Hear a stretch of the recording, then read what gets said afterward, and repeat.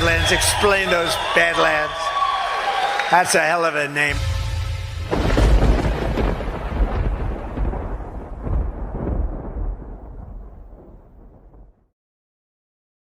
I don't consider myself a conspiracy buff at all, but when they get a lot of coincidences, I get a little suspicious and call me crazy. Polls, weird talk shows, crazy groups every Sunday telling you what you think. The Republicans and the Democrats conspire with one another, which they do. There is a conspiracy by big business against American democracy. We know that there was a conspiracy. There was a conspiracy. There was no conspiracy. Was there a conspiracy? It's a communist conspiracy directed out of Moscow. The right-wing conspiracy. Communist conspiracy is a deliberate and predictable plan of action to subvert the world. Right-wing conspiracy. International criminal conspiracy. Vast right-wing conspiracy. Great conspiracy. There are all these conspiracy theories. Was there a conspiracy?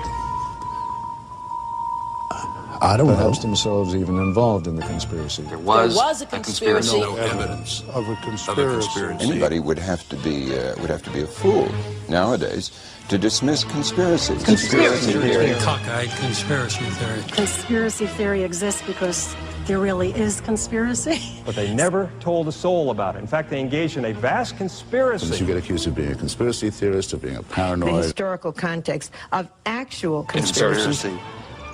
A conspiracy of bad people. As always happens at some point in a conspiracy. One night, Cousin Eddie got drunk in a honky-tonk and spilled the beans. There was a conspiracy and government was involved in it. Conspiracy existing within the United States government. There was a conspiracy. A Conspiracy by the CIA. The conspiracy of a few. Dark, secretive, conspiratorial, evil. Then it was certainly a deliberate conspiracy. High-level conspiracy. The do's and the don'ts and the rights and the wrongs of the various conspiracy theories that are good. Possibility of a conspiracy. In a moral sense, I think it was a conspiracy. One conspiracy, that's all I'm talking about. Full of speculation, conspiracy theories, and the like. And what's going on here? You began to wonder what was really happening in America. I mean, was there a vast conspiracy afoot? You know, there could have been a conspiracy. Do you think you're obsessed with conspiracy? Conspiracy theory. A conspiracy. I'm afraid you'll catch me. I'm afraid you'll catch me. A conspiracy would do the job nicely.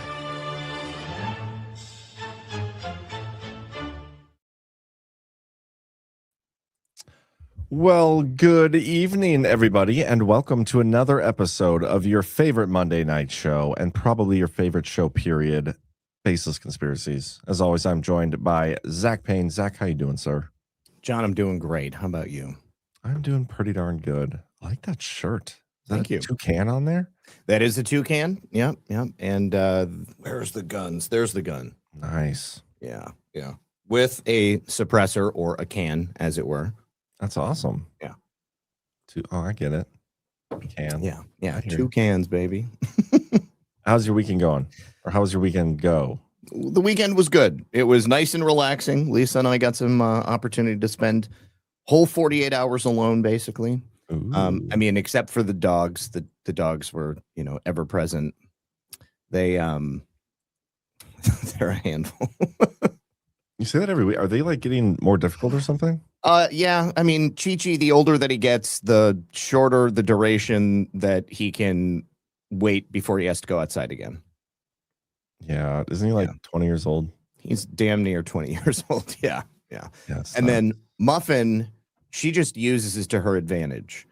Like, she knows that if she goes outside and then demands a treat, chances are pretty good she's going to get a treat because she's so persistent. Yeah. Yeah. And then they they can't stand it if we're not like someplace. Like they have to follow us everywhere. It doesn't really bother me because I'm used to it, but Lisa's like out trying to clean and stuff, and they're just like around her feet, moving around and stuff.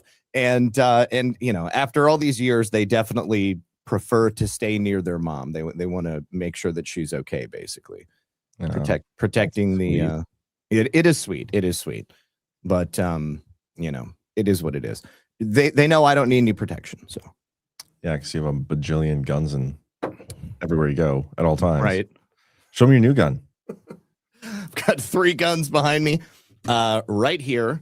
This is a CMMG DL44 Han Solo blaster. And it is a 22 long rifle. So it's like a standard size mag for like an AR, but it has this little insert for tiny little 22 bullets. And it's a nice little plinker, but I mean, it looks exactly like Han Solo's blaster, and it is a useful actual weapon. So that's pretty badass. Watts the Wadester in the chat. Apparently, his new person says, "Never been here. Is this two Jews denying the truth or what?"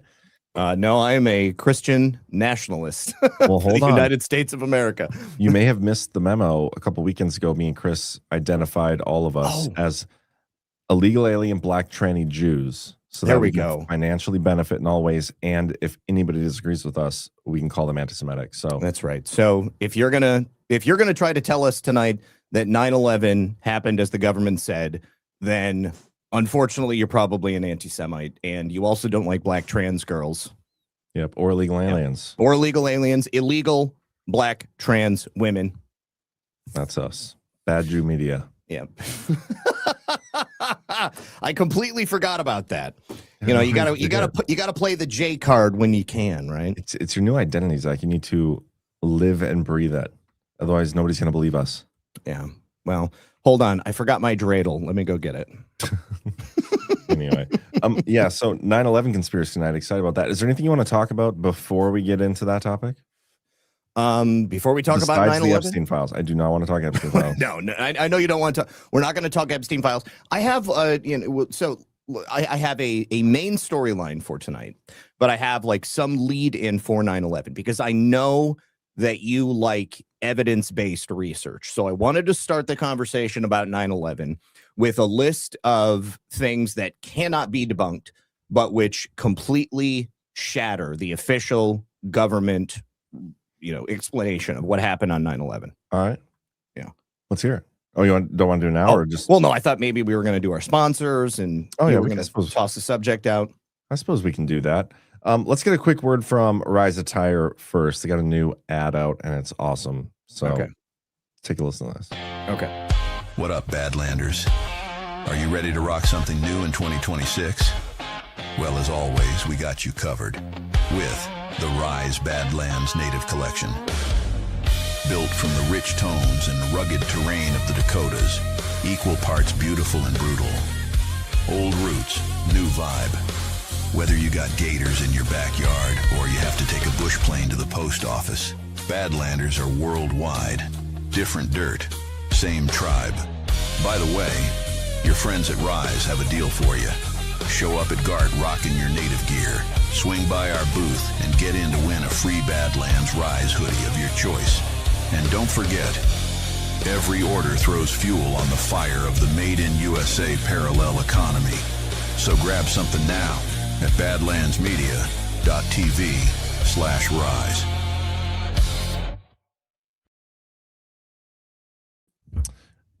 Is it true, PJ, that Malay is threatening anti-Semites with 12 years in prison in Argentina? I saw that, and I was going to bring it up too. That is totally gay. But you know what's interesting is that actually we are going to be talking about Argentina tonight a little bit, but that's going to tee off a conspiracy for next week, which is entirely exclusively about Argentina. And wouldn't you know it, there's a billionaire Jew contingent as well. So maybe we always isn't there always?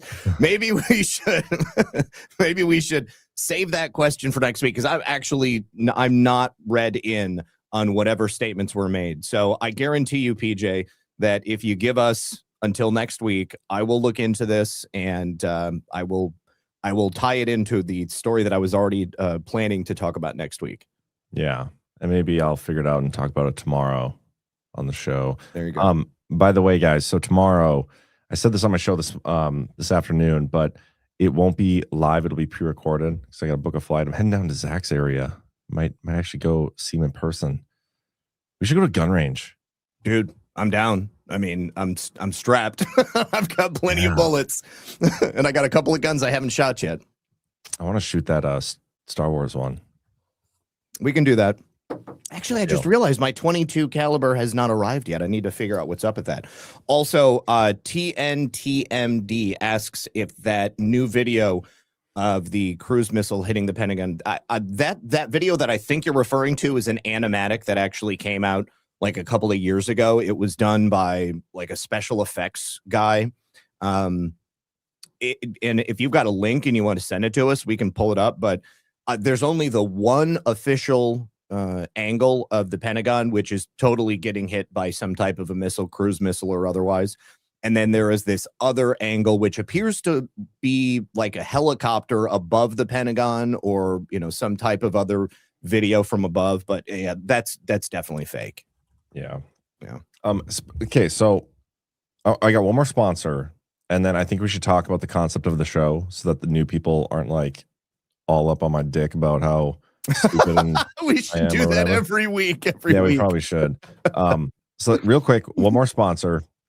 We got Patriot Protect. Today, it is scarily easy for criminals, scammers, or anyone with bad intentions to find your personal information online. Your home address, phone number, workplace, even your family members' names are exposed with just a few clicks. When this much information is public, scams are not random. Hundreds of people search sites, and data brokers compile profiles linking your name, address, phone number, relatives, and online behaviors. Scammers use these profiles to decide who to target and how to approach them. That's how identity fraud starts, long before the damage actually shows up. Patriot Protect removes your personal data from the internet, wiping it from Google and every major website where bad actors search for targets. Patriot Protect finds and deletes your personal information from 240 plus people search engines and data brokers. Once your profiles are eliminated, their search and destroy protocol runs continuous monitoring, so every new exposure is detected and wiped immediately. It's the peace of mind of having your own security team, all for about the cost of keeping your porch lights on. So if you want to take control of your personal information and reduce your exposure, go to patriot-protect.com/baseless.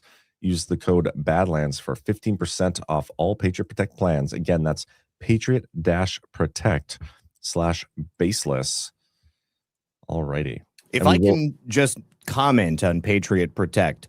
So just so everybody is aware of how this works, when you go to sign up, they're going to have you fill out a form. You've got to put in information about like your current address, your last 3 addresses, phone numbers that you've used in recent years, any aliases that you've used, if that might be attached to your personal information, email addresses, and they will literally go out and start the process of figuring out exactly where all of that stuff is. And it's not something that you're going to see overnight. Okay, like it might take 2 to 3 weeks, maybe up to 4 weeks for them to actually find everything on the internet, because they do a deep scrub to figure out where your data is being housed. And I have, you know, so it's been about a week and a half, maybe 2 weeks since I did the sign up. And I literally, not like, no joke, I used to be getting calls from random numbers, scam numbers every single day, like all day. I would look at my phone when I get off the air at night, and I would have all of these missed calls from numbers that don't mean anything. Or I would have voicemails of like robocalls, people pretending, or, you know, people in Mumbai saying that my Amazon account was used to purchase an iPhone. And in the last week, I have gotten nothing.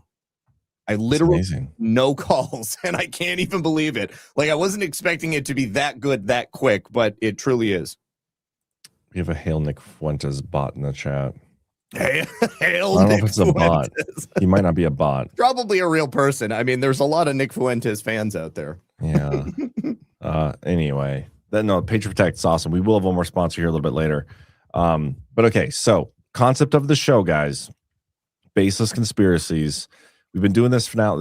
We're on like over 3 years. We're on our 4th year here, dude. Yeah, this is our 4th year. So Badlands Media started it a long time. It was my personal channel. And then we turned it into Badlands Media, got all my friends on here. We do all sorts of different shows, but this show specifically called Baseless Conspiracies, we go over all the things that people have been called, you know, conspiracy theorists for. It's all the conspiracies. Everybody's like, oh, that's just a baseless conspiracy. We've done hundreds of episodes. I don't even know, what episode are we on? 172. We've talked about like everything.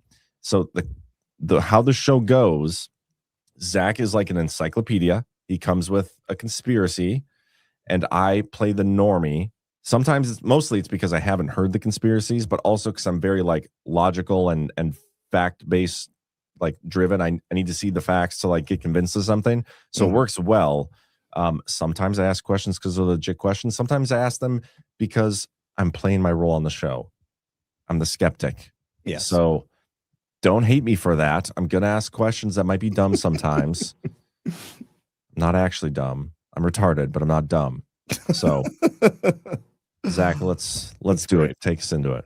All right. So I in the background, as I'm speaking, I want to pull up this video and I want to play this. I'm trying to add it to the stage and it's not working for whatever reason. Yeah, you don't have the authority. What happened to that? What happened to my authority? You do. Put it back on. I'll show you. Look at that. I just gave it back to you. Just the snap of a finger, man. All right. So what we're going to watch here right now is exclusive footage from Ground Zero, which was taken in the immediate days after the events of 9/11. All right. And it was taken by a man named Kurt Sonnenfeld. Kurt Sonnenfeld was he was a videographer for FEMA. All right. Okay. And we'll go over his bona fides and we'll talk about him and the case and all of that. Now, I'm just putting this on in the background so that I've got something to show. This is approximately 7 to 8 hours of raw footage here. And we're going to watch it all right now. Well, I mean, I'm just going to have it playing in the background. We're obviously not going to get through 7 to 8 hours of footage. Okay, good. But a lot of his footage has been scrubbed from the internet. And it's available in a couple of different places in this massive tranche of data right here. But I didn't have time to scrub through 8 hours of footage and find a bunch of individual clips, because what I'm primarily going to be talking about here is strange circumstances surrounding 9/11. I'm going to start with a list of things that cannot be debunked. And then we're going to go into what Kurt saw primarily, and then what happened to him after he started talking about it. Okay. All right. And so again, this is FEMA. This is Kurt. Kurt Sonnenfeld. He was a videographer for FEMA. He was one of 2 FEMA videographers that were on site in the days after 9/11. Now, it took a couple of days for FEMA to get their ducks in a row and get him there. So he arrived somewhere within 2 to 4 days after the events of 9/11. All right. Okay. And so what we're seeing right now is after the towers have already been taken down. This is after. Yeah. These are like rescue efforts. This is there's also going to be a lot of footage from, and actually, let me see if I can just jump straight ahead to where, there we go. We'll jump straight ahead to where some of the devastation is. All right. Okay. And I would hazard a guess and say, you've probably never seen a lot of this footage before. Yeah, probably not. The other videographer was there with Kurt the entire time. They both saw everything, but Kurt was the guy who got the footage. Oh, why is that not playing? There we go. He was the guy who actually kept the footage. Okay. All right. Now, going back to the events of 9/11. Okay, so again, because I know that you like evidence, and a lot of these conspiracies are based on the totality of the events, a summation of what is most likely, because, of course, oftentimes the official narrative is the only thing that you hear about, or you are presented facts as they were from the official media sources, and that's what you're told actually happened. So what's the circumstances of 9/11 according to the government? There were multiple planes that were hijacked by Muslim terrorists. There was the 2 planes that hit Tower 1 and Tower 2. There was the plane that flew into the Pentagon. Then there was the plane that was shot down over Shanksville. Then there's another plane that we talked about in another episode, which kind of just disappeared. They said that it had been hijacked, and then once they didn't hit anything with it, it just completely was gone, and they never talked about it ever again. All right. But the people who were there at 9/11, particularly Kurt, many other people, survivors, firemen, the things they saw did not line up with the official events. One such fact, which is incontrovertible and completely goes against the narrative of the towers coming down as a result of the strike from the planes, the burning jet fuel, which weakened the steel girders and then caused a catastrophic collapse, leading to total free fall demolition. of the buildings is the fact that nanothermite was present in the dust at ground zero. Okay. There were those 3 buildings that came down. There was World Trade Center 1, World Trade Center 2, World Trade Center 7. All right. Those buildings, or at least buildings 1 and 2, most likely building 7 as well, had nanothermite somehow at some point deposited into those buildings on the steel. When the nanothermite, in my opinion, when it burned, it caused the breaks or the cuts in the steel girders. There were 45-degree angles that were cut in these steel girders that were then taken, and basically most of them were shipped to China. Yeah. Some of them were used in like memorial displays, and for a while you could see them. There may be some places where they still exist, but I've never seen any of them in person. But the proof of the nanothermite was shown through a peer-reviewed scientific paper. It was published in the Bentham Open Chemical Physics Journal by a group of scientists named Niels Harrit and another one, Thermite Bentham. I believe that that's a nom de plume. But so that was proven, that existed. It only could be there if somebody put it there, okay? Because it's not normal. Definitely not something you would expect to see. And then, of course, you have architects and engineers for 9/11 Truth. These are a group of architects and engineers who, through their training in the design, construction, and building, and then even the demolition of buildings like World Trade Centers 1, 2, and 7, all believe, through their own independent research and a long-running 9/11 investigation founded by a man by the name of Richard Gage, who's a great guy. He's been on my show before. I love the guy. They believe that the only thing that makes sense is that these buildings were intentionally demolished, okay? There is so much more to say there, but we're not talking about that tonight. We also know that World Trade Center 7, it was a total collapse in 6.5 seconds. That was at free fall acceleration. And the only way that happens is when you have a building that is intentionally demolished. I'm sure you'll remember the video of Larry Silverstein, the owner of the World Trade Center complex, saying, we had such tremendous loss of life on that day. And so I made the decision. I said, let's pull it. We've got to pull it. Yeah. So I said, pull it. Okay, this is a steel-framed high-rise that they claim collapsed as a result of fires on 9/11. Those buildings, that building specifically was not hit. The only way that fire would have touched that building, and remember, it's a steel and glass building, would be for pieces of the other buildings to fall on top of it. That didn't happen. There was fires inside the building. It was intentionally set. World Trade Center 7 was a controlled demolition. All right. I would agree with you. All right. So, real quick, before we get into the next part of this, people are asking in the chat. So is this, what we're going to talk about tonight having to do with 9/11, is this in addition to or something new, considering like what Brad did with his documentary? Yeah, there's numerous things. The story of Kurt Sonnenfeld was not in Brad's documentary. Okay. This is me just giving John a baseline so that he can understand that. I've never heard of what happened on 9/11, so this is the first time I'm hearing about it. Do you know all of this stuff that I've told you so far? Yes, I'm familiar with the 9/11 conspiracy. Okay, all right. Well, in that case, let's just jump to. Are you familiar with Bill Cooper and Bill Cooper's prediction about 9/11 prior to Beyond the Pale Horse or? Yeah, he wrote Behold a Pale Horse. Behold a Pale Horse. Okay. However, several months before 9/11, Bill Cooper made a famous prediction on his radio show.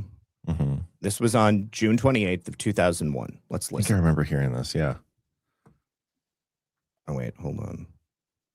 Can you believe what you have been seeing on CNN today, ladies and gentlemen? Can you believe it?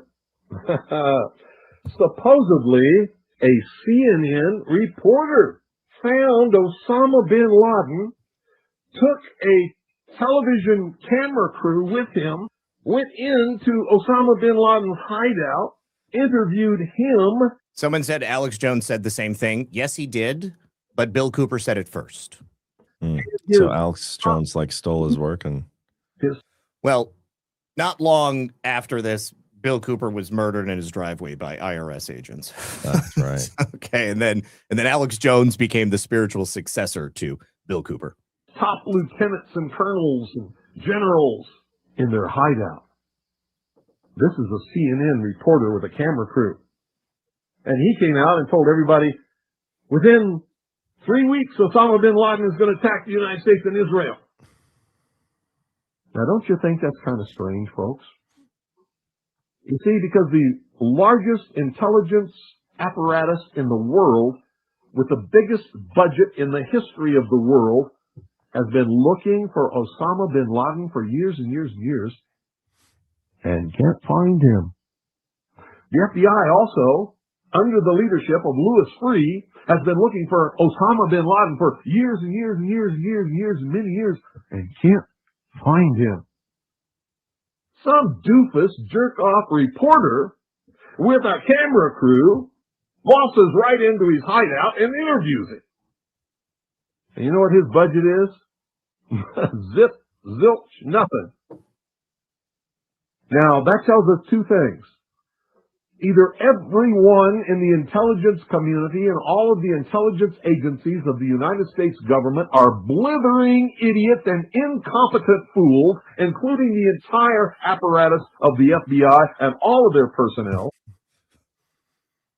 or they're lying to us. They're not looking for him at all.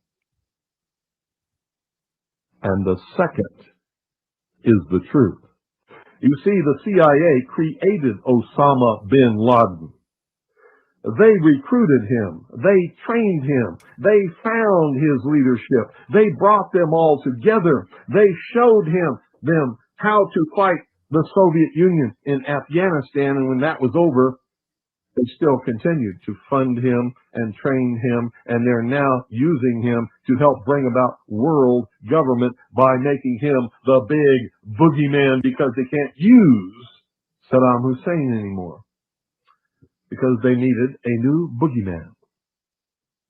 A reporter from CNN and his little camera crew got in to Osama bin Laden's secret hideout and conducted an interview. If you don't believe me, tune into CNN. They're probably running it right now as I'm speaking. And if you believe it, you are one of the stupidest jerks that ever lived on the face of this earth. You're retarded. Whatever is going to happen that they're going to blame on Osama bin Laden, don't you even believe it.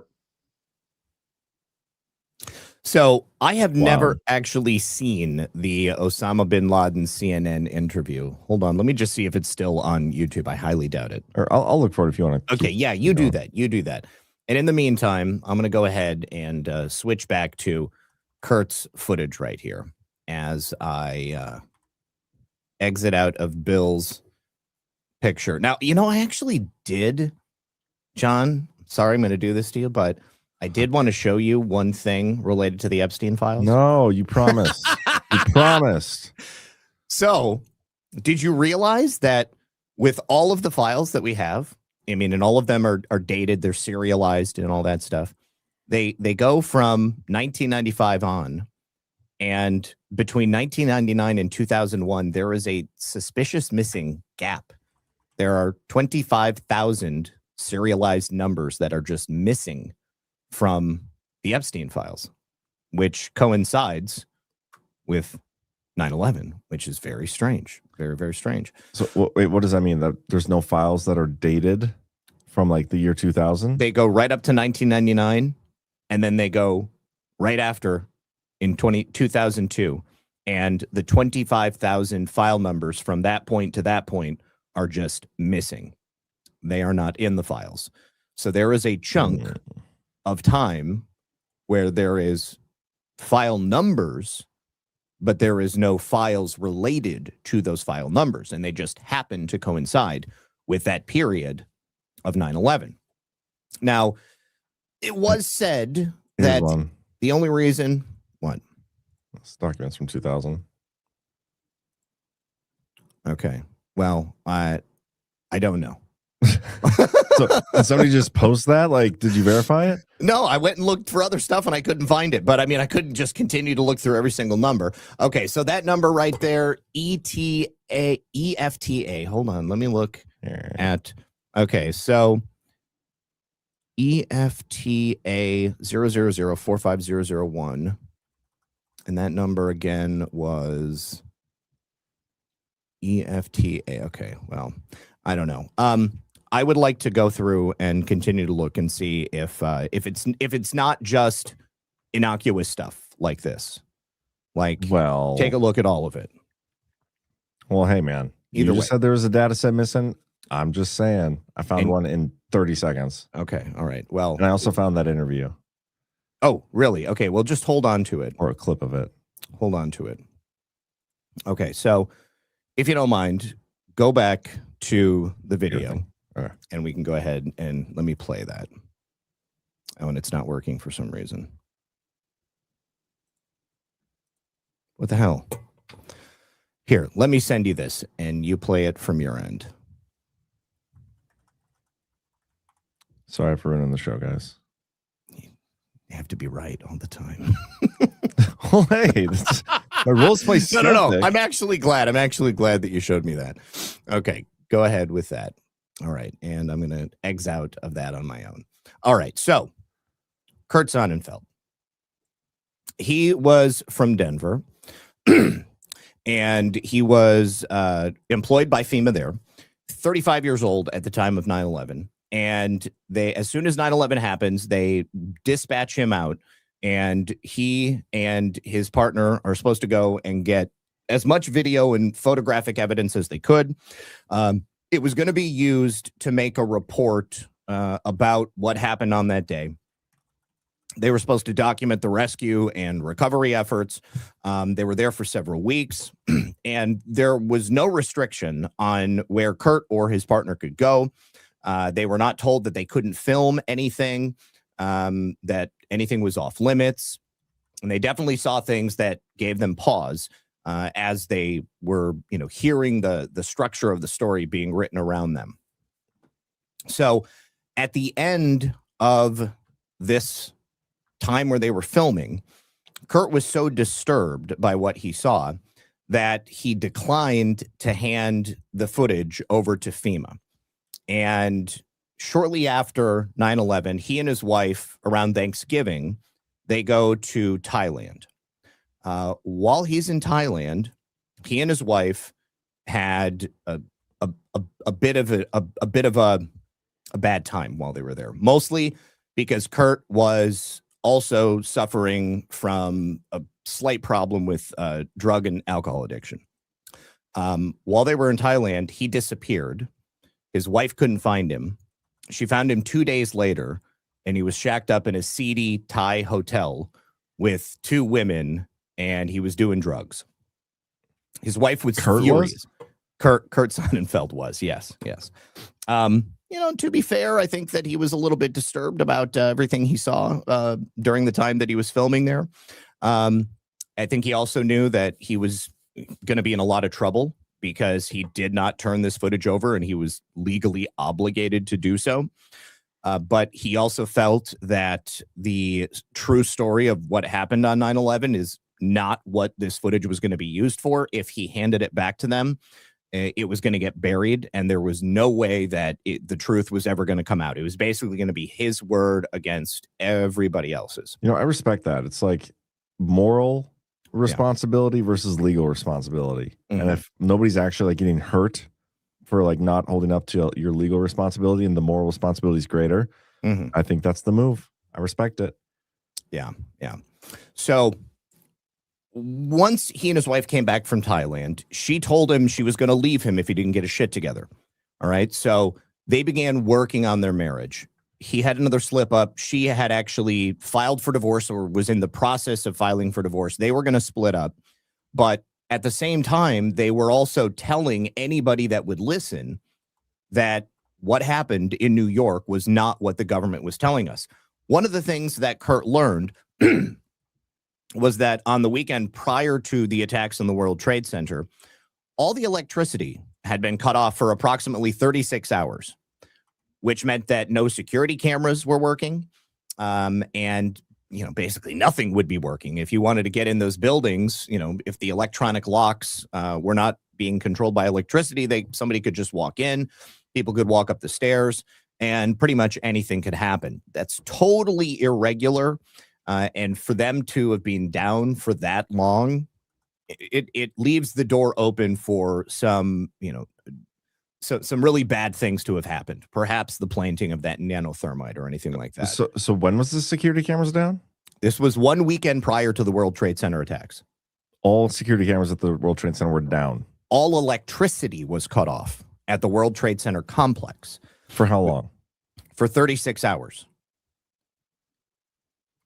Okay. Now, Kurt, I have not heard people talking about that before. That is weird. I have never heard that before either. This is the first time that I ever heard it.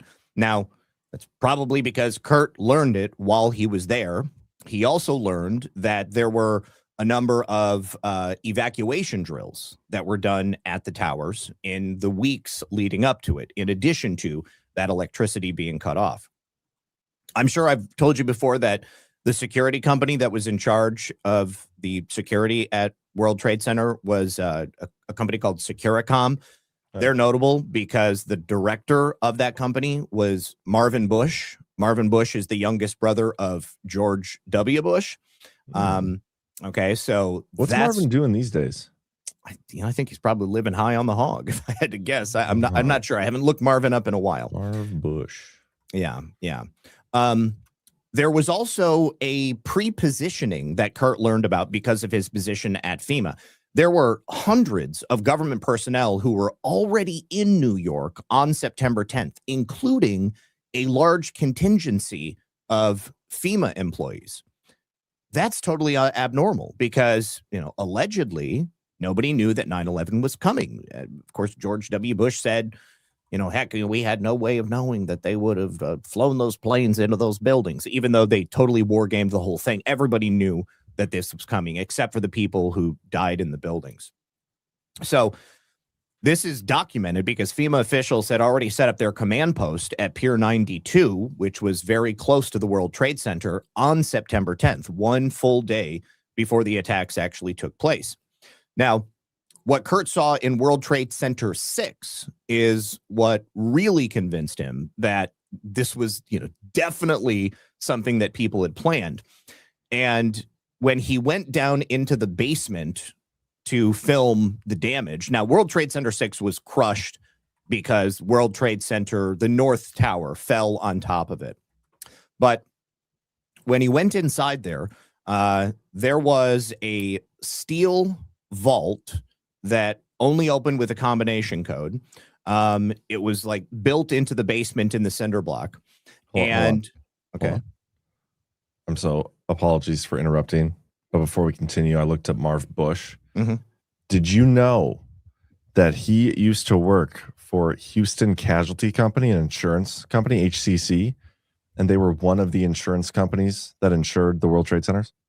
I did not know that. No. Yeah. Houston. We have a problem. Well, yeah, Houston, we have a problem. And Houston Casualty Company, now part of Tokyo Marine HCC, served as one of the insurance carriers for the World Trade Center. Mm-hmm. Formerly was involved in providing coverage. Marvin Bush joined its board in 1999, coinciding with the period when it insured the property. Isn't that interesting? That is definitely interesting. Okay, sorry, continue. All right, so when Kurt went down into the basement of World Trade Center 6 and he sees this vault door, the wall, the cinder block wall next to the vault had crumbled from the impact of the North Tower falling on it, and the vault door itself was partially sprung open. So they looked inside this vault, and they saw that it had already been emptied. And this was one of those vaults that held a massive amount of gold. It had also been reported later that there was supposed to be gold under the World Trade Center. It was missing. One of the things that they have suggested is that the gold just incinerated. It just melted and it went into nothing. Kind of like the black boxes, because, of course, they never found the black boxes from any of the planes.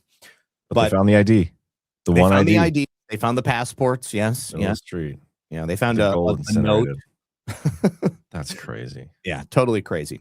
Now, the only way that all of that gold could have been removed is if somebody had like driven a truck up to that and, had driven away with all that gold with enough time to do it before the actual destruction that took place that day.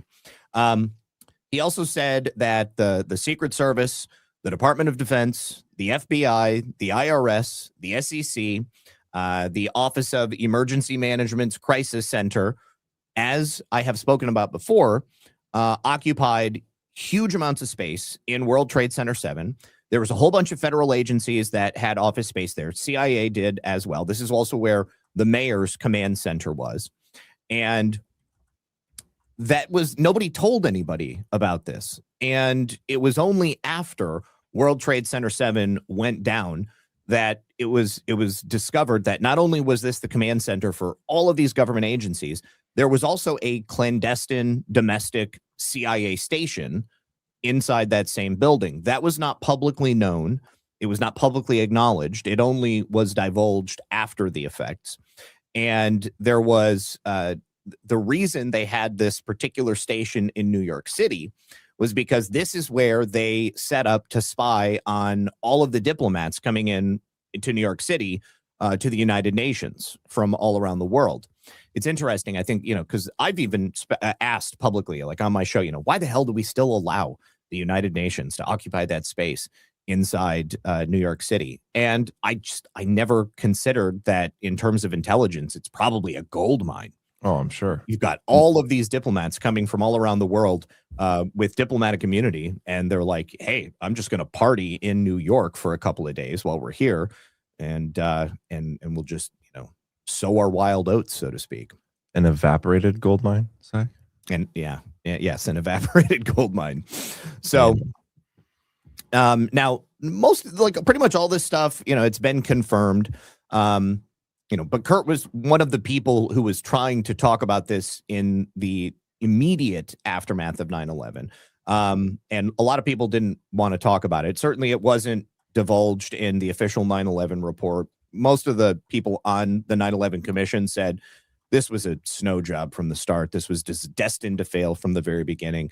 NIST, the company, or the National Institute of Standards and Technology, that came up with a theory of how the towers fell and how Building 7 fell. Totally fanciful. They ignored all of this evidence. They completely ignored the speed with which World Trade Center 7 fell to the ground. It simply does not happen in real life. And so Kurt leaves this event, ends up going with his wife to Thailand, comes back. He's still trying to work on his marriage, still trying to talk about all of these things with people. And did the lady boys help? Well, we don't know that they were lady boys. They were women. That's what I had read. I did not read that they were lady boys, but it was Thailand. I don't know if you think he would admit to them being lady boys if they were. I mean, I think his wife probably would have told people if she walked in and he was like that. I don't know. I don't think I would. Well, she was. If I was a woman. Women in the chat. We have some women in the chat. Lisa, if you walked in on Zach and he was just railing a lady boy from Thailand, God, she would blast it everywhere. She would totally have set my life on fire. Are you kidding me? Okay, that's a bad example. That's a bad example. Anybody else but Lisa, you walked in on your significant other or husband railing a lady boy, would you disclose that, or would you say, yeah, he was cheating on me with Thailand hookers? Just curious. I don't know. I mean, I was surprised that, I mean, she told her whole family that she found him with two women doing heroin in a disgusting hotel in Thailand. So, I mean, I would think that they'd have no problem putting that on blast. Lisa says, no, I wouldn't actually. Oh, really? Wow. Well, that's very respectful of you, honey. Sounds like a hall pass, Zach.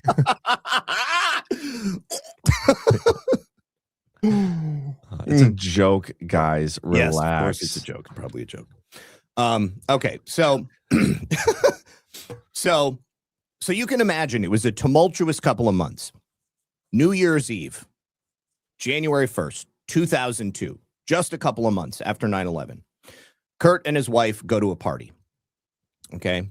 They leave the party. They come home, according to Kurt, around 1:30 in the morning. He's pretty drunk. He admits he's got an alcohol problem. He says that he blacked out a couple of times during the night. His wife had already filed for divorce. He said that he was trying to reconcile. He wanted things to be better. He wanted to get his life together. He's in another room. A gun goes off. He comes into the bedroom where his wife is sitting on a couch. She's slumped over, okay? She's seated. She's slumped over. There's blood pooling out everywhere, okay? She's got a gun, a .45 hole to the back of her head.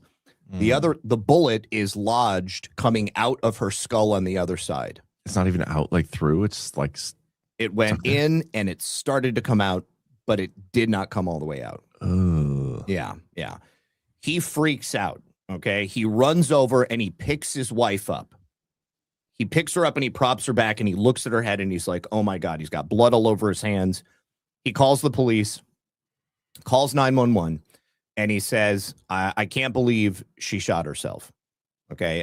And it was just, from then on, it was a total disaster. This is about 1:40 in the morning when the police arrive. And this was in Lodo, Colorado, where they lived. He was inside the house and apparently he had some kind of trouble opening the door. Like there was something with the lock, or maybe it was because he was so drunk, but the police knew that there was a woman who was, potentially dying inside the house. So they broke a window. They come in. Oh, I remember. He said he didn't have the keys. He was super paranoid because of everything that was going on with the government. And so he had an extra lock on the inside that you could only open with a key. And he couldn't remember where it was. As soon as they came back, he locked everything up. So the police come inside and he immediately is like, let me take you to my wife. She shot herself. She's upstairs. And the police are like, no, you can't go up there. So it gets combative and they end up having to wrestle him to the ground. And when they go into the bedroom, they find his wife, Nancy. She's laying on that couch, chaise lounge kind of thing in the bedroom. She's got the bullet, boom, coming out over here. And was the gun in her other hand? Like it was the gun was laying on a comforter, either at her feet or next to her. I don't remember. It was directly in the vicinity of where she was. But the implications was suicide? Yeah, I mean, he said it was suicide. They came in, though, and they said, this doesn't look like suicide. And because he had blood on his hands, she looked like she had been moved. The gun was right there, but, they didn't like the positioning of the bullet in the head. And there actually was a suicide note. However, the police didn't find it because they immediately arrested Kurt. They had the ambulance come and get her. She didn't die right away. She didn't die until later the next morning. No, what? Yeah. But they arrested him. And when they took his picture, he had like a bruise that was forming right here on his eye. He also had like some soreness to his nose. The police said that there were what looked like bruises that were forming under Nancy's chin, also on her left kneecap, her right elbow, her right foot, in both hands. And they did gunshot residue tests on her hands and his hands.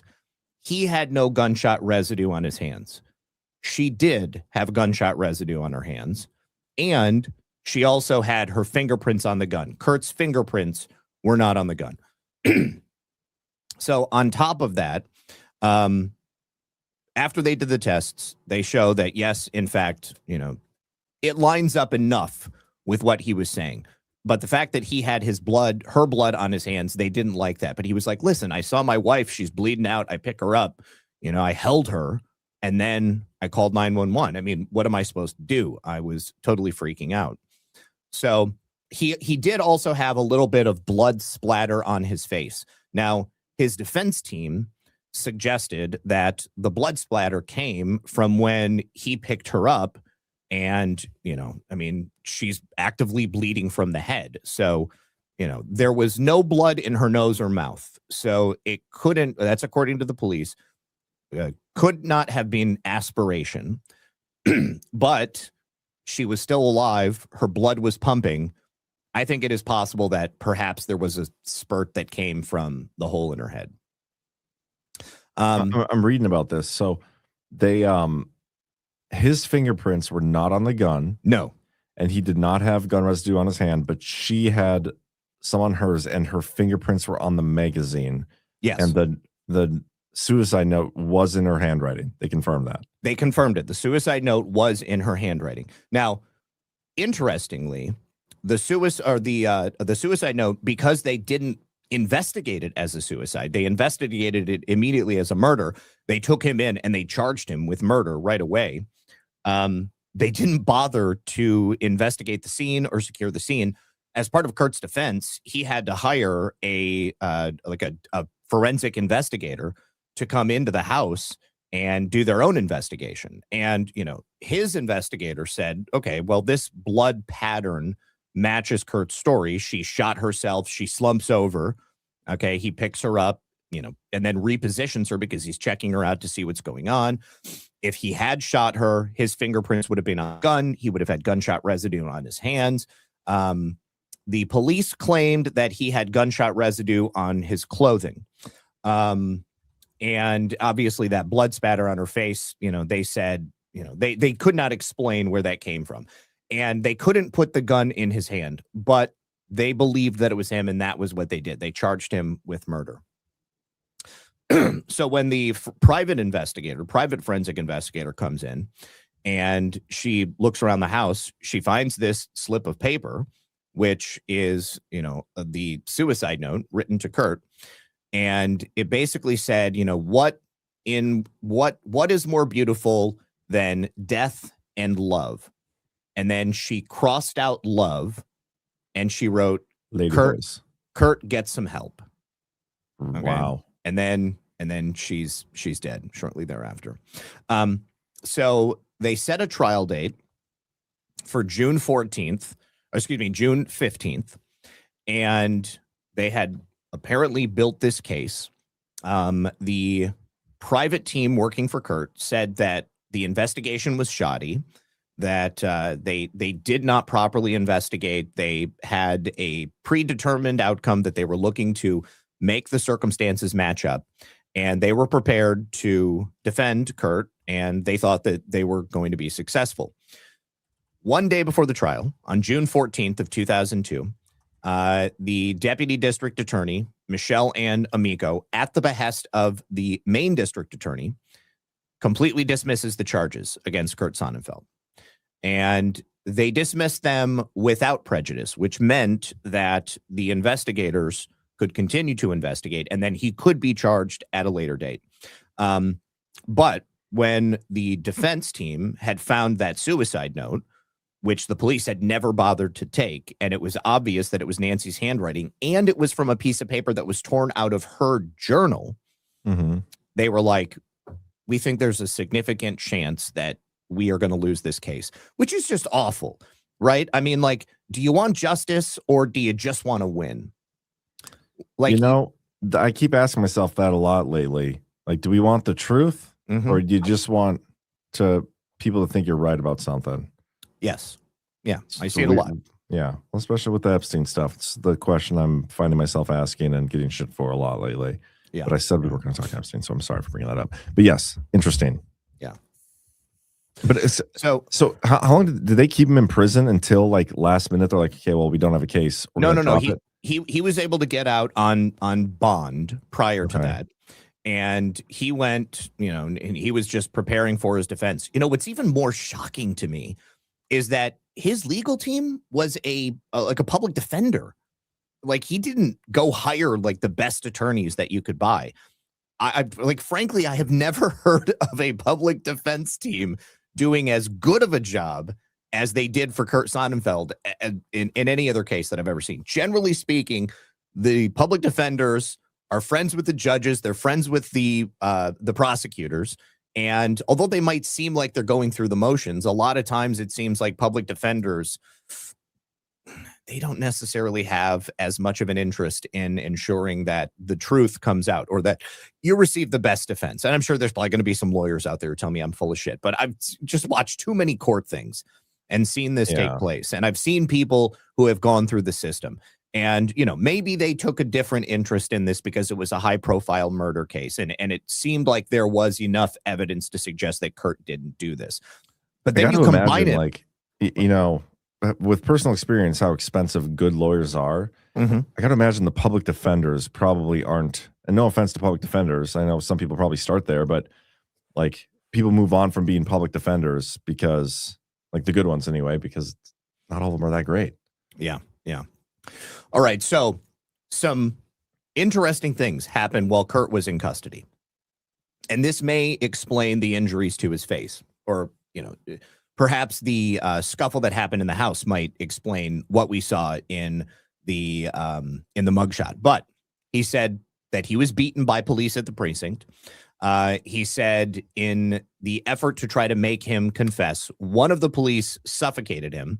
And then he said another officer forced him to inhale something. He thought maybe it might have been pepper. Are you serious? Yes. This is according to Kurt. So, you know, there's no evidence to say that this happened, but I mean, this is his story of what happened. He was kept in solitary confinement. They didn't give him any water. He had no windows. The toilet was just a hole in the middle of the floor. It had to be flushed from the outside. And this was Colorado, you said? Yeah, this is in Colorado, Lodo, Colorado. He said that the guys on the guards on the outside would just like flush it for fun. He said it would flood the room when it was flushed. He also claims that the police hid and tampered with evidence. Even though the police say they just didn't find the suicide note, it's Kurt's assertion that they just ignored the suicide note. They dismissed it. He also requested to take a polygraph. Now, that doesn't really prove much. Polygraphs are inadmissible, but a lot of times investigators will take them into account when trying to determine whether or not somebody is telling the truth. But they didn't care. They didn't want to give him a polygraph. He said that, you know, when he brought some of these things up, the police lied. He said that, you know, he suffered these injuries while he was in jail. It must have been himself. They didn't beat him at all. And they also told him that his wife had been shot in the back of the head or in her chest. You know, both of those things weren't true. She was shot in the side of the head, maybe just above and slightly behind the ear. So not impossible. Okay. And, you know, I mean, if somebody's going to kill themselves, who knows what the hell is going through their mind at the time that they're pointing a gun at their head? You know, people flinch. I mean, it's not easy to pull the trigger, I would imagine. Yeah. Zach, real quick, we do got to get another sponsor in. Okay, go ahead. So before we keep going, I think we should do that real quick. Let me pull this on the screen. We got Lean, I think, is our next sponsor tonight. By the way, guys, if you are tuning in, we got a good crew, 12,000 watching. Do us a favor, hit that thumbs up. It'd mean a lot. It'd help us out. Get us on the leaderboard. We appreciate it. But let's talk about Lean for a little bit. Everybody's talking about weight loss injections because the results are so dramatic. They work by lowering blood sugar and reducing your appetite. So what if you're looking to lose weight, but you're not interested in those painful weekly injections, especially when you hear about some of those intense side effects? That's why doctors created Lean, a weight loss supplement, and the results are remarkable. The studied ingredients in Lean have been shown to lower your blood sugar, burn fat by converting it into energy, and curb your appetite and cravings, so you're just not as hungry. But listen, Lean is not for the casual dieter with only a few pounds to lose. The doctors at Brickhouse Nutrition created Lean for the frustrated dieters with 10 or more pounds to lose. We can get you started with 20% off and free rush shipping, so you can add Lean to your healthy diet and exercise plan. Visit takelean.com, enter promo code Baseless for your discount. That's promo code Baseless at takelean.com. And I think I might have shown the altered one, but it should say Baseless on the screen. That was my bad. Okay. Kurt also said that one of the detectives, there was like detectives from Denver that came in to help with the investigation. He said that this police officer was actively trying to destroy his reputation, also poison the minds of any potential jurors. He was feeding the press false information about evidence that they had against Kurt, even though they didn't. And also in multiple court hearings, that same detective made conflicting assertions about the events that took place and, you know, Kurt's behavior and stuff like that in a number of hearings. So once Kurt is released and his charges have been dropped, he filed a lawsuit against the police department for $20 million. He sued them for false arrest, false imprisonment, deprivation of rights, and brutality. And when he got home after being in jail, his computer was missing, and a good number of those tapes from the World Trade Center were missing as well. So he didn't get all the tapes out, even that he recorded? No. There were many hours of even better footage that were completely stolen from his house while he was in jail. Wow, that sucks. Yeah. He also started to be directly harassed. Well, here's the thing: the tapes that he was able to hold on to were lower quality tapes that he had put into a bin with a bunch of other tapes that were just to be rewritten over. And the tapes actually said recycle on them. So whomever it was that took the tapes thought that those ones didn't matter. The tapes that were stolen were larger format, professional quality, not your average like VHS tapes. But a bunch of weird stuff started happening. He felt like, well, first of all, he knew that people were following him. He was definitely being watched. There were people that would follow him, taking pictures of him. People would break into his house and he would find that light bulbs had been unscrewed. Like he would come home, he would try to turn the lights on. The lights wouldn't work. He would have locks that would be locked or unlocked when he knew that he had done the opposite of it. And he started, not staying in his own house. And this is one of the ways that he knew he was being followed, because he would go to different places to stay with friends, or, he would, go to a different city or a different state, and he would see the same people that were trailing him and taking pictures of him. And this was after they dropped the case. This was after they dropped the case. Or dropped the charges and let him out. Let him out, and his computer and his material had been stolen. Okay. And the government definitely wanted those tapes. So, ostensibly, I think we can safely say it was the government. Now, also, while he had been in jail, federal authorities had approached a coworker, the other videographer that was with him at Ground Zero, and they said, "Where's Kurt's tapes? We want his tapes." They wanted everything that, he had taken of the wreckage at World Trade Center, specifically that stuff in the basement, but they wanted everything, but they were focused on the wreckage and the footage that would show how the buildings actually looked. I would assume probably because you would be able to look at some of those I-beams and determine that it was intentionally done. Mm-hmm. And so his coworker said, "Oh, I thought Kurt handed everything over back when we were in New York." And there we go, but still they knew that they weren't there. So in February of 2003, so, a little less than a year later. And remember, Kurt was not told to stay put. He was not told that he was going to be re-indicted or anything like that. He was a free man. He was free to do whatever he wanted. He travels to Argentina. He goes to the city of San Bernardo. This is like on the Argentine coast. And he's staying at an apartment with the uncle of one of his friends. And shortly after he gets there, he meets a woman named Paula. And within 3 months, they get married in April of 2003. So since that time, the same people that were following and harassing him figure out that he's in Argentina, and the harassment then begins in Argentina as well. Again, I specify the nature of his trip to Argentina because he went under his own name. He used his own passport. He wasn't hiding the fact that he was leaving. He just, I need to get out of here. My life is a mess. My wife is dead and they think I did it. And, who knows? I just want to, get some decompression time. But the police in Denver and, in Lodo, the federal government, they have repeatedly asserted that Kurt fled to Argentina. if you find any of the contemporary reporting about this from Colorado, they always characterize it like that. Man accused of killing his wife flees to Argentina, as if, he was under indictment and he escaped out of the country and they can't get him to come back.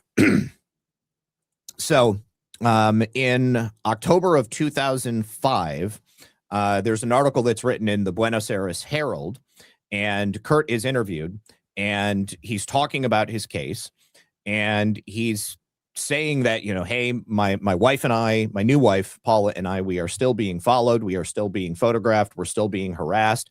And like literally in the midst of that interview, while the photographer for the Buenos Aires Herold is taking his picture, there is a dude in the background with like a telephoto lens peeking his head out of the bushes, taking pictures of Kurt. So like, this is so real. This is gang stalking 101.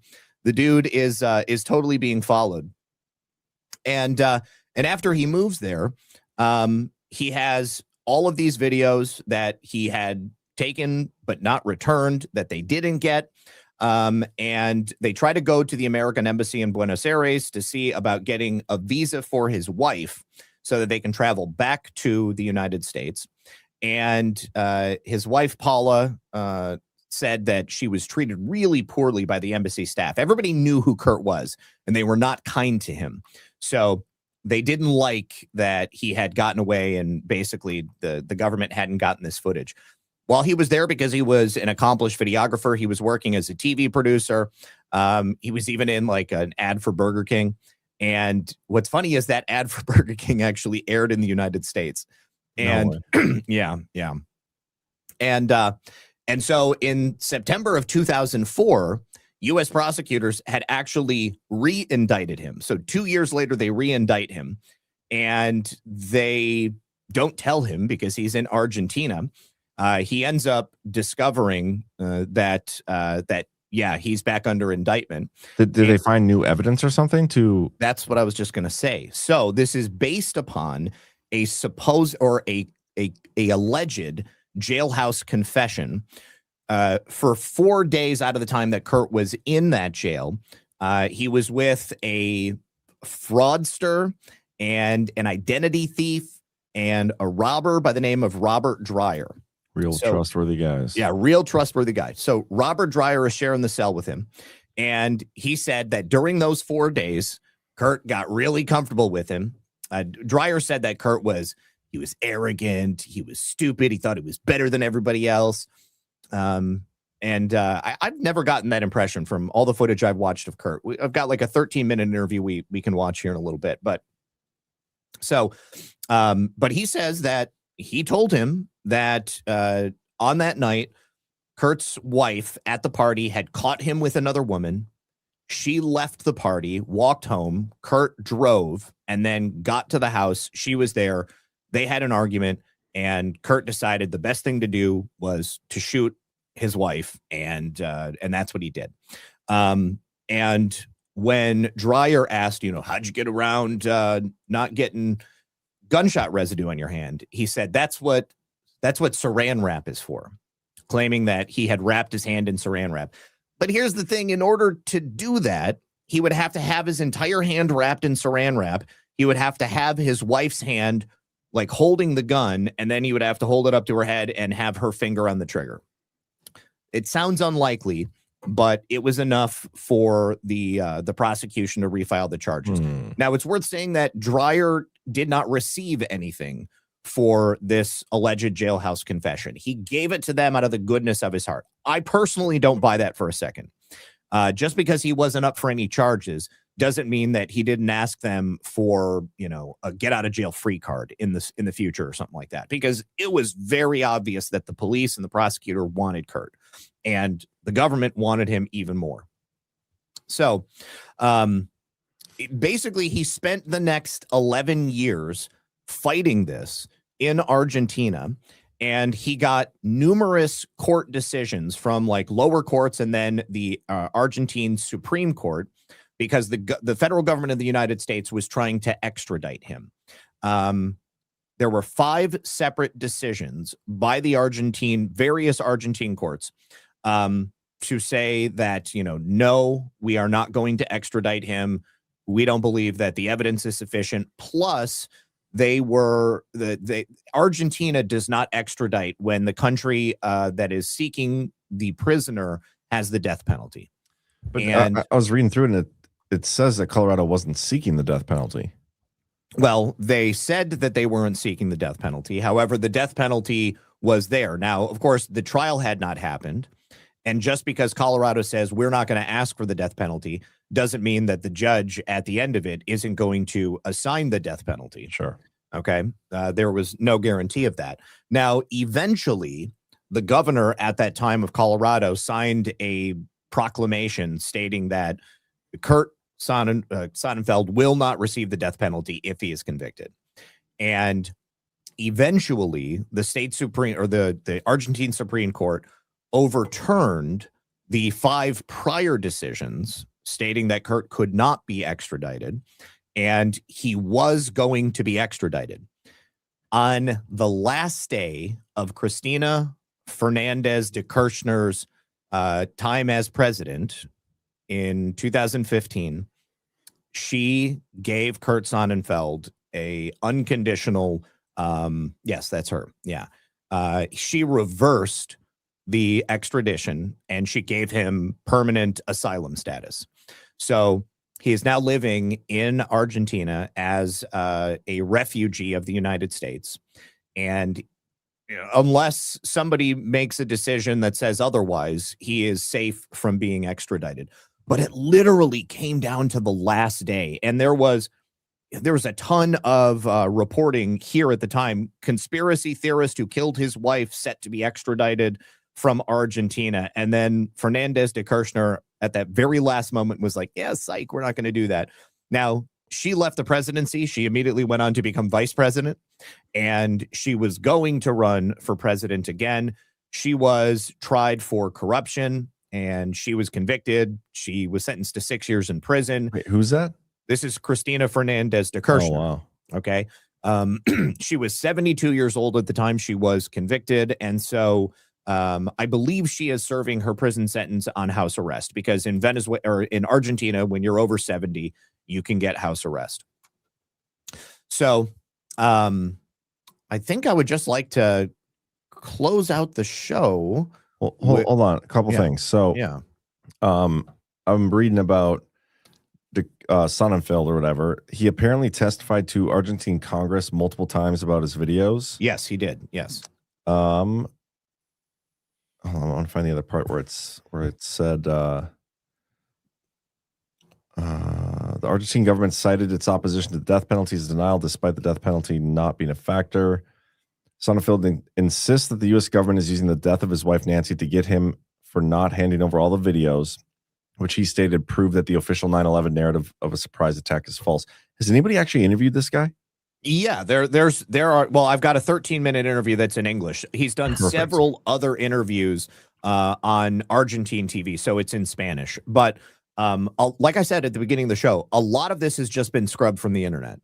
All right, it's difficult to find. I've got a couple of English interviews that are, if you want to, we can go through those interviews next week. We can just read through them because they're definitely interesting. Should try to get him on. I don't know that he's doing interviews. I think that he's basically wants to put this behind him. He's got twin daughters now with Paula. And it's been 10 years. So those girls have got to be 14, 15, 16 years old at this point. Well, yeah, I'm down to close the show with that. Let me check if we got any boosts. We had a couple rants, just a couple come in. Okay. By the way, guys, get your GART virtual tickets if you haven't yet. We're going to be putting virtual tickets on sale very soon. And then we're also going to be doing some of those exclusive live streams in the coming weeks leading up to GART. So make sure you guys check it out. Looks like 1027JS left a boost saying for $20 saying should be a good show tonight. Looking forward to it. I just want to say thank you for the boost, my fellow North Dakotan. And then G Fontes says Osama bin Laden had a cameo part in Silence of the Lambs, visible on a desktop workstation in the FBI's office on set, shown being on the FBI's top 10 most wanted list. Funny fact about that, he was never wanted for participation in the attacks of 9/11. Yeah. That is interesting. And also, Cousin Vinny said, yo, Zach, just checking, emailed you with a 2-minute video about NM. Let me know that you got it in your Proton email account. Oh, let me do a refresh. I see it. I see it. Yes. Awesome. I will watch it and pull it up for tomorrow, bro. Appreciate you. And then, yeah, with that, let's we'll close out with this video. And all right. And do us a favor, hit the thumbs up, everybody, by the way. Yeah. So next week, we'll go over those 2 interviews because they are notable. And then there's also a statement that he gave. He put out a book in Argentina. It's in Spanish. I believe in English, it's called like The Persecuted or something like that. But yeah, so we'll read through that statement. We'll read through those interviews. And what's really notable is that they, both the family and the police and the prosecutors say that he is using 9/11 to cover up the fact that he killed his wife. But what they failed to mention is that he and his wife both were talking about this before her death. Okay. So this was already an issue. Now, it all happened very fast, 9/11 to January 1st. But in that time, he's on record talking about this.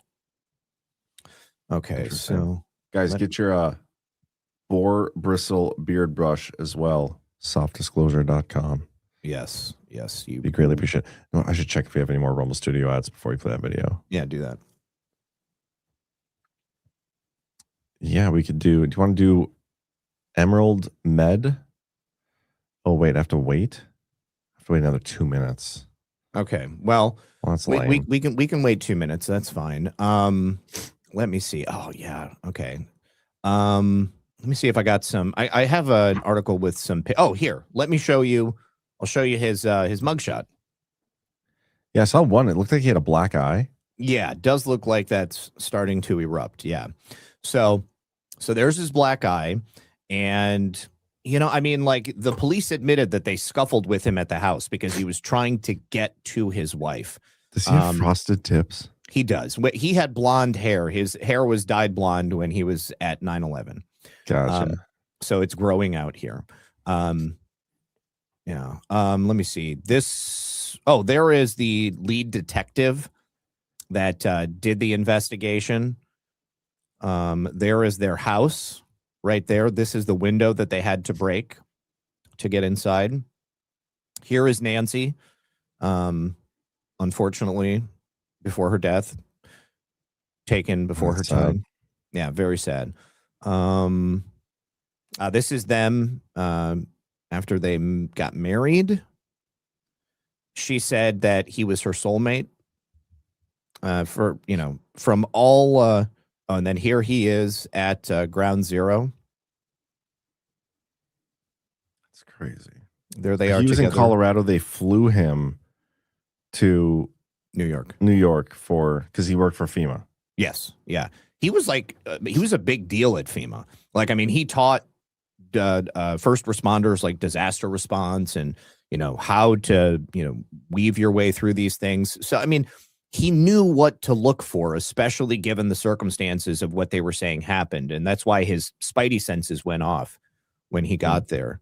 I mean, the gold being missing from the vault is interesting. Whatever happened to us going to Fort Knox? Yeah, I have no idea. Seems like everybody just completely let it go. That's the 45 right there. Natalie K 182 for $1 says, "Hi guys, I posted a boost for the show, but did it under Become a Badlander accidentally. It's under the name Misogynistic Chick." That's funny. See if I can find it. This is from the autopsy. There is the now. Okay, so this is the entrance wound, and this is where the slug was coming out the back of her head. I mean, the side of her head, really. So the cops were saying that she was shot basically from behind, but it was more like temple and back a few inches.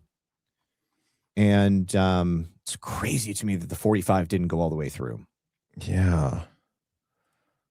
Hold on. I need to I think I need to clear my cookies on just the Badlands website to get those to refresh. Or can you go check the Badlands Boost website to see if you can find misogynistics? Sure.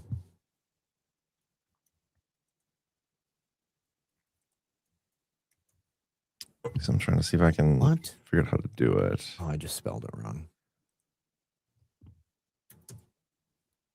Okay, so boost. Let's see. Devolution Power, Baseless Conspiracies. Did you do that one?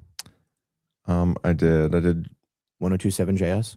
Yep, I did 1027JS. Okay. Oh yeah, that's right. God, Devolution Power Hour heavily represented. Become a Badlander, JC Bird.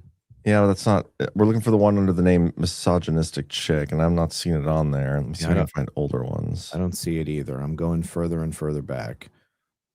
Son of Kaczynski, I love that. I don't see it. Yeah, I don't see it either. Send me an email with it. John@balancemedia.org. I'm going to see. Maybe it just hasn't populated yet or something. I don't know. It's weird. That could be it. Maybe there's like a lag with her bank or something like that. I don't know. It should still be showing up.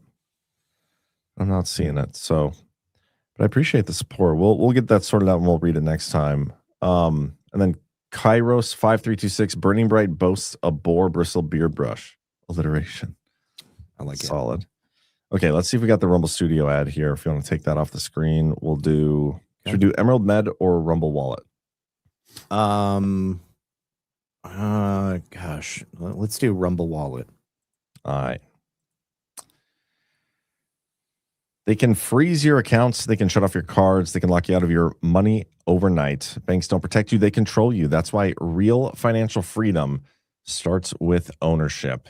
Introducing Rumble Wallet, a non-custodial wallet built for people who refuse to give up control.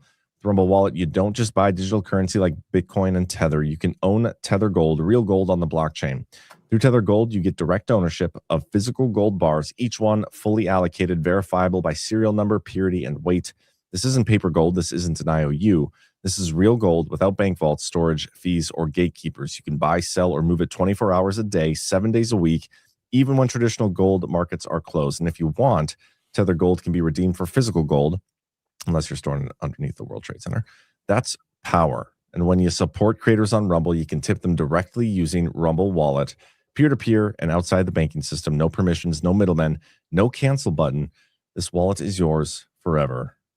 And thank you to Rumble Wallet and Rumble Studio. Guys, if you haven't yet, I'd encourage you to get the Rumble Wallet and then test out tipping your creators by leaving us a tip on the show. We get instant notification when it comes in. It's really cool. And we've gotten quite a bit of those. So appreciate those who are taking advantage of it. But all right, man, let's close out with that video you're talking about. Okay. Let me go full screen.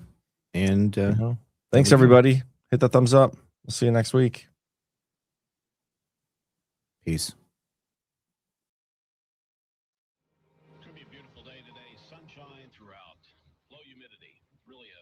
September day. The afternoon temperature about 80 degrees. Great weather for the... My name is Kurt Sonnenfeld. For 10 years, I worked for several different agencies of the United States government, including the Federal Emergency Management Agency.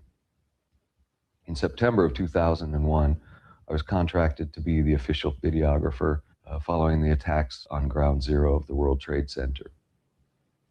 Because of the conclusions of what I saw and what I filmed, my life has been in danger for the past 10 years. Now, I live in Argentina as a political refugee. This is my story. I was born in 1962 in Denver, Colorado. My father, Gene, was a project manager for a construction company. I have a brother, Craig, and a sister, Dixie. My mother, Bonnie, stayed at home with us and raised us quite well. I had a very happy childhood. Most of what I remember was outside playing constantly, going to the mountains, skiing, riding horses, typical Colorado activities. After I graduated from high school, I began to attend the University of Colorado in Boulder, Colorado. I studied international relations with a minor in economics, and eventually continued to get another bachelor's degree in English with a writing concentration and a minor in philosophy. My career at FEMA began, the wife of the systems analyst of the economic journal where I worked had a job with FEMA, and her boss had mentioned to her that they needed somebody who knew how to write, who knew how to produce television, and she said, I know just the person, and she nominated me. I remember at one point running to catch a helicopter with my camera on my shoulder, eating a sandwich, and my cell phone ringing all at the same time. And I remember thinking, wow, this is a cool job. It's something I want to do. After a while, I began being involved in natural disasters and other catastrophes, including terrorist attacks or accidents at munitions depots, for example. A lot of installations where they develop or storage or transport weapons of mass destruction, including chemical, biological, and nuclear weapons.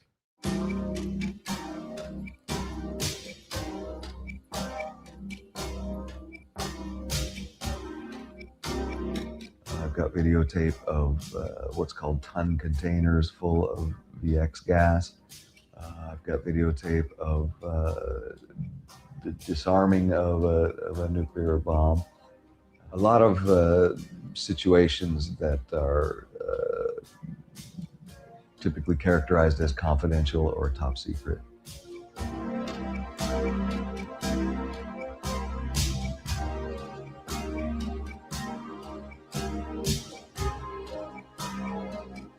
Because of the level of confidence that they had in me on the morning of September 11th, 2001, I was called by my boss at FEMA to travel to New York City to be the official videographer at the perimeter of the World Trade Center.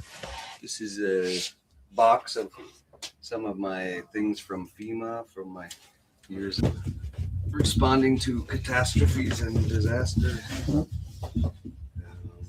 Let's see what we have here. To me, things began to appear out of the ordinary or even suspicious right from the beginning. All of the government agents were walking freely about on the rubble of Ground Zero. There was no attention at all given to preserving evidence. And in fact, from what it looked like to me, they were very rapidly removing the evidence and taking it away to Fishkill Island, where it was then sent to China and melted down as quickly as possible.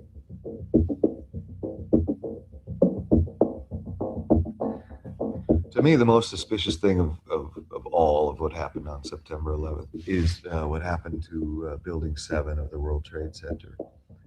Very few people know that in fact 3 buildings collapsed. This building was not hit by any airplane, didn't have any structural damage as a result of any airplane, or much structural damage as a result of the Twin Towers falling. But amazingly enough, Building 7 fell in a perfect textbook type implosion, taking only 6.5 seconds for a 47-story building to fall completely into its own footprint.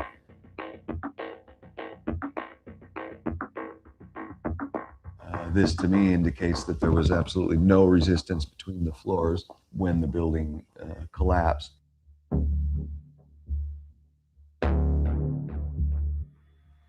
I was told that I needed to be on call 24 hours a day in case one of the black boxes were discovered.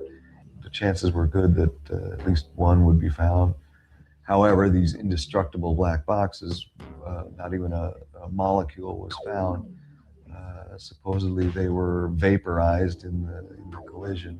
But I have footage of the seats of the airplane, landing gear, the rubber tires, aluminum fuselage. A lot of things that are a lot more sensitive to heat and impact than a black box, and yet they somehow managed to survive the collision whereas the black boxes, oddly enough, did not. One thing I am certain of is that the agencies of intelligence of the United States of America knew what was going to happen and at least let it happen. And considering the unusual events around WTC-7, I'm at the point of concluding that not only did they know it was going to happen, that they in fact collaborated. Thanks for being here. Appreciate it. Thanks.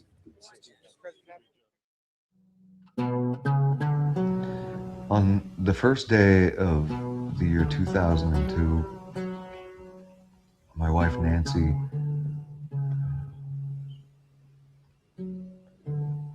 took the tragic decision to take her own life. The police came, several of them jumped on top of me and began beating me. I don't want to talk about this.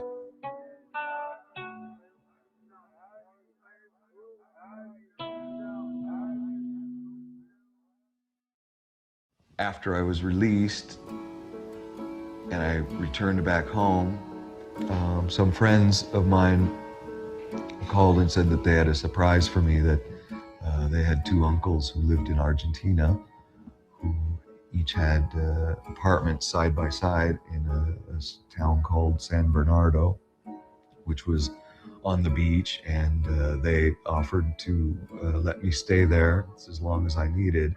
Yo estaba comiendo con unos amigos cuando lo conocí a Kurt. Él estaba intentando hablar en un español muy de manual, muy malo, un manual malo. Le dijo uno de mis mejores amigos, el típico "Where are you from?" Y Kurt le dijo, soy norteamericano, no tengo ni idea de nada de Argentina y vine para pasar unos días a descansar, a pensar.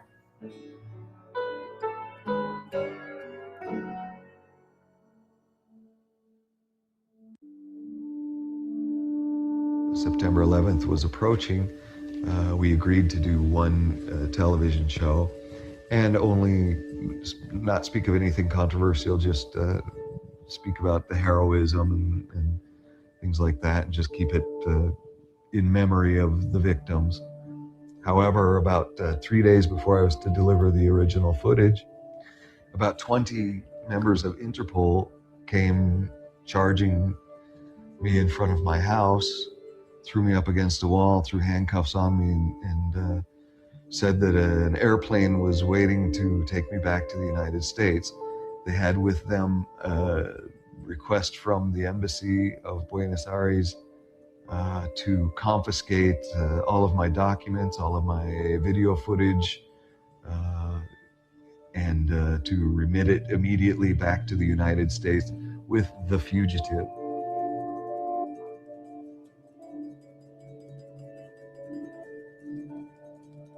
Cuando llegué a Interpol con la orden de detención, todo por el pedido de Estados Unidos, ellos lo hacen salir a Kurt con el pretexto de que le enseñase a un policía que estaba en la esquina cómo usar una cámara. Kurt sale de casa y de allí emergen de todos lados más de una docena de agentes de Interpol.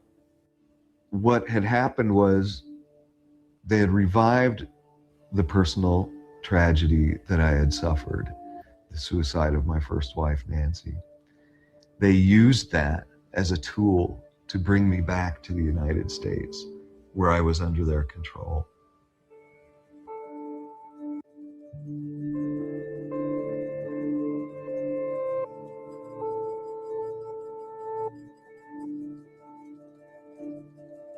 At least 4 different courts, four times has my case been looked at by a judge and been decided in my favor. Yet the United States government continues and continues and continues. What we want now is for the United States government to cease what they're doing. My wife and I now have 2 beautiful daughters born here in Argentina. My wife is Argentinian. I now consider myself Argentinian. Of course, I miss my parents very much, my brother and sister very much. I miss the mountains of Colorado. But to me, if I had a chance to go back to the United States, I don't believe I would. I prefer it here.